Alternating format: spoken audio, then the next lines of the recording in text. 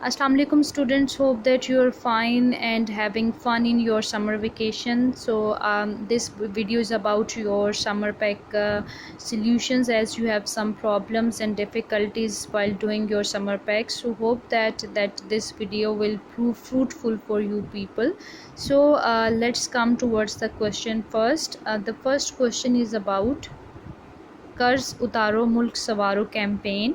Qarz Utaro Mulk Sanwaro campaign was basically started by or initiated by Mr. Nawaz Sharif, who asked people to pay some money or some loans to the government, so that government would able to return the loan to the foreign countries. क्योंकि हमने बहुत सारे कर्ज़े लिए हुए थे बैरूनी ममालिक से, तो हमें उन कर्ज़ों को वापस करने की ज़रूरत थी और हमारे ऊपर कर्ज़ दिन ब दिन बढ़ता जा रहा था। तो नवाज़ शरीफ साहब ने कौम से ये कहा कि आप हमें कुछ पैसे जो हैं वो दें ताकि हम कर्ज़ से उतारें। तो पब्लिक ने उनको बहुत ज़्यादा इस मामले में सपोर्ट किया और बहुत ज़्यादा अमाउंट जो थी वो कौमी ख़जाने में आई। Next point is about negative and positive impacts of privatization. तो दूसरा सवाल जो है वो हमारा है कि निजकारी के मुस्बत और मनफी असरात क्या होते हैं।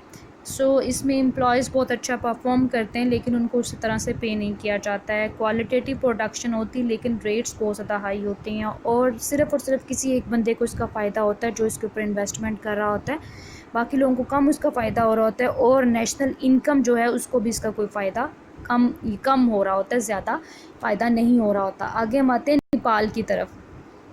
हमने यहाँ पर नेपाल के कुछ फ़ीचर्स लिखने हैं, प्रोमिनेंट फीचर्स। तो the first prominent feature is a mountainous country. ये एक पहाड़ी इलाका है, पहाड़ी मुल्क है और बहुत ही खूबसूरत मुल्क है।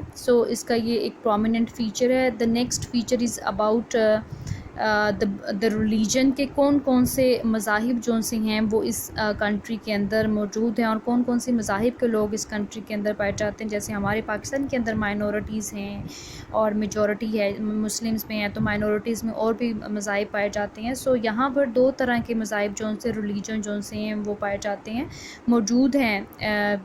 The first one is Buddhism and the second one is the Hinduism. These two religion are basically prominent over here in Nepal. The third point is about the tourism. ये चूँकि मैंने आपको पहले ही बताया, it is very beautiful country, so people used to come over here to admire its beauty. यहाँ पर लोग जितना पैसा भी कमाते हैं टूरिज़म के थ्रू कमाते हैं, सियाहत जिसको हम उर्दू में कहते हैं, ठीक है।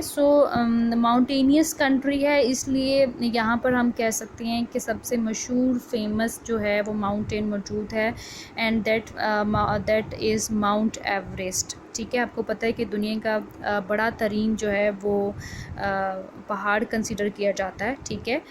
इसलिए ये हाईएस्ट पीक जो है वो यहाँ पर नेपाल के अंदर मौजूद है और इसी वजह से नेपाल जो है वो बहुत ज़्यादा फेमस भी है पहाड़ों के मामले में, ठीक है। Now let's come towards the next question. The next question is about ignoring policies of India towards Kashmir. As you know that in this matter of Kashmir, the one person or the one country is very non-serious and that is India, ठीक है। जो सबसे ज़्यादा इस मामले में non serious है वो सिर्फ़ और सिर्फ एक ही है, वो है भारत, जो कि पहले इस मसले को खुद यूनाइटेड नेशंस के पास लेकर गया। यूनाइटेड नेशन ने कहा कि प्लेबसाइट के थ्रू जो है वो मसला रिजॉल्व किया जाएगा, लेकिन इसने जो है वो इग्नोरिंग पॉलिसी यानी टाल मटोल की पॉलिसी को अडॉप्ट करते हुए वहाँ पर इंडिपेंडेंट प्लेबसाइट होने ही नहीं दिया, जिसकी वजह से अभी तक जो है वो कश्मीर का फ़ैसला नहीं हो सका, ठीक है। Now let's come towards the next question. The next question is about the foreign policy. Foreign policy means to make relations with other countries by making some policies. हम लोग जो हैं अपनी किसी भी कंट्री के साथ ताल्लुकात कायम करते हैं, तो उन ताल्लुकात को कायम करने के लिए हम कुछ पैरामीटर्स के ऊपर काम करते हैं कि हम इन पैरामीटर्स को कभी भी जो है वो इसके ऊपर कंप्रोमाइज़ करने के लिए तैयार नहीं है। उन पैरामीटर्स को मद्देनज़र रखते हुए जब हम किसी कंट्री के साथ का हाथ मिलाते हैं या रिलेशनशिप डेवलप करते हैं तो हम उसको कहते हैं फॉरेन पॉलिसी, ठीक है। जैसे हम लोग अपने किसी दोस्त के साथ रिलेशनशिप बढ़ाएं तो हम उसमें भी अपनी पॉलिसीज़ रखते हैं कि झूठ नहीं बोलना है, ऐसे नहीं करना। The same cases with the countries as well. The next question is about the secretariat. Secretariat is a very important department of the United Nations. So it is basically located in the New York. It is a record office, and its head is basically the Secretary General, which worked for 5 years, and its responsibility to keep the records of every meeting. ठीक है, इसका काम ये होता है कि जितनी भी मीटिंग्स यूनाइटेड नेशंस के अंदर हो रही हैं, किसी भी के साथ हो रही हैं, उन सब का रिकॉर्ड रखना सेक्रेटरीट का काम होता है. The next question is about SAARC countries. SAARC basically stands for the South Asian Association for Regional Cooperation. ये बेसिकली साउथ के अंदर जो है जितनी भी कंट्रीज़ थी, उन्होंने सोचा कि हमें जो है वो एक ऐसी यूनाइटेड सी गैदरिंग करनी चाहिए जिसके अंदर हम SAARC कंट्रीज़ को इंक्लूड करें ताकि मसले मसाइल को सॉल्व किया जा सके.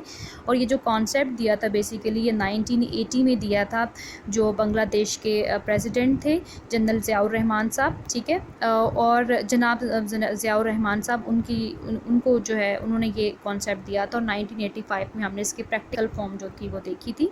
आगे आते हैं यूरोपीय यूनियन कंट्रीज़ की तरफ. यूरोपीय यूनियन कंट्रीज़ में जो हैं वो आपकी बुक में 28 कंट्रीज़ मेंशन हैं, लेकिन 28 कंट्रीज़ अब नहीं हैं, अब 27 कंट्रीज़ हो चुकी हुई हैं, क्योंकि 2020 में जाकर जनवरी 2020 में इंग्लैंड जो है वो इससे विड्रॉ हो गया, तो वो ऑटोमेटिकली 27 कंट्रीज़ हो गए. कंट्रीज़ के नाम कुछ के मैंने मेंशन कर दिए हुए हैं. ठीक है, बाकी आप लोग देख लीजिएगा बुक में से.